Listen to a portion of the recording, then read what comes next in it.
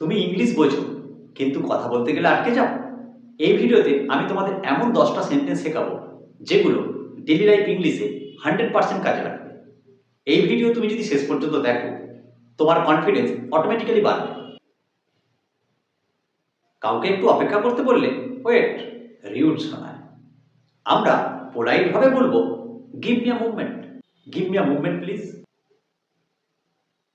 তুমি কাজটা করতে পারছো না মানে এটা নয় যে তুমি কাজটা পারো না, এখন শুধু রেডি না বলো না আই কান্ট, বরং বলো I am not ready yet, I am not ready yet, please give me 5 minutes.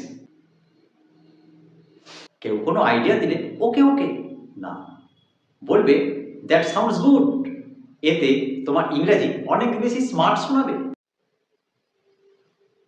I will take care of it, এই লাইনটা বললে তোমাকে অনেক বেশি রেসপন্সিবল পারসন মনে হবে। Don't worry, I will take care of it. I don't understand বলো না, বরং পরিবর্তে একটা স্মার্ট এক্সপ্রেশন জেনে রাখো, ক্যান ইউ প্লিজ এক্সপ্লেন। এই সেন্টেন্সটা ক্লাসরুম হোক বা অফিস, এমনকি ভিডিও কল, সব জায়গাতেই গোল্ড।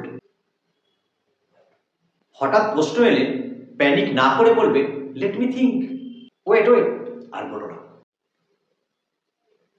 কোনো অ্যান্সার এখন না জানলে বলবে I will get back to you, this looks professional.